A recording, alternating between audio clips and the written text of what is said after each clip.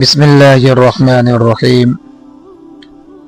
السلام علیکم ورحمۃ اللہ وبرکاتہ۔ ناظرین، آج کی ویڈیو میں ہم ذکر کرنے والے ہیں قوم عاد کا ذکر۔ حضرت ہود علیہ السلام کو اللہ تعالیٰ نے قوم عاد کی طرف رسول بنا کر بھیجا۔ قوم عاد کو ارم بھی کہتے ہیں۔ ان کے خیموں یا مکانات میں بہت ستون تھے، جس کی وجہ سے یہ لوگ ستون والے بھی کہلاتے ہیں۔ یہ بڑے طاقتور اور قد آور تھے۔ ان جیسی قوم دنیا میں پیدا نہیں کی گئی۔ یہ لوگ مقام احقاف میں آباد تھے۔ یمن اور عمان کے درمیان احقاف نامی سرزمین پر قوم عاد رہتے تھے، اور وہاں پر نعمات کی فراوانی کے سبب خوشحال اور آرام دہ زندگی بسر کر رہے تھے۔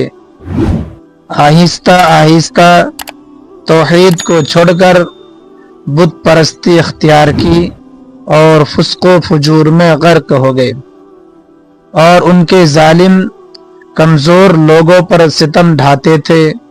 اللہ تعالیٰ نے ان کے درمیان حضرت ہود علیہ السلام کو رسالت سے مبعوث فرمایا۔ حضرت ہود علیہ السلام نے دعوت و تبلیغ شروع کی اور قوم سے کہا، اللہ تعالیٰ سے ڈرو، اللہ کی عبادت کرو، اس کے علاوہ تمہارا کوئی معبود نہیں، اور تمام گناہوں سے توبہ کرو۔ قوم نے انکار کیا اور کہا، جن ہستیوں کی عبادت ہمارے آبا و اجداد کرتے تھے ان کو ہم نہیں چھوڑیں گے۔ اگر آپ سچے ہیں تو عذاب لے آئیں۔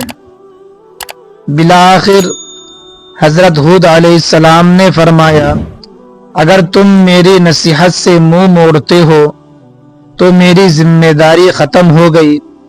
اب تم اپنے کام کے خود ذمہ دار ہو۔ دیکھو، خبردار ہو جاؤ، ان قریب تم پر اللہ کا عذاب نازل ہوگا۔ الغرض، قوم عاد اپنے رسول کو مسلسل جھٹلاتے رہتے تو اللہ تعالیٰ نے اپنا ہلاکت خیز عذاب بھیج دیا، اور وہ عذاب بڑا سخت اور دردناک تھا۔ عذاب کی ابتدا اس طرح ہوئی کہ ایک بادل آتا ہوا دکھائی دیا۔ لوگ کہنے لگے، یہ تو بادل ہے، ہم پر بارش ہو گئی۔ ہود علیہ السلام نے کہا، یہ تو عذاب ہے جس کی تم جلدی کر رہے تھے۔ یہ تو آندھی ہے جس میں دردناک عذاب ہے۔ اور یہ آندھی مغرب کی جانب سے آئی اور ان پر چھا گئی۔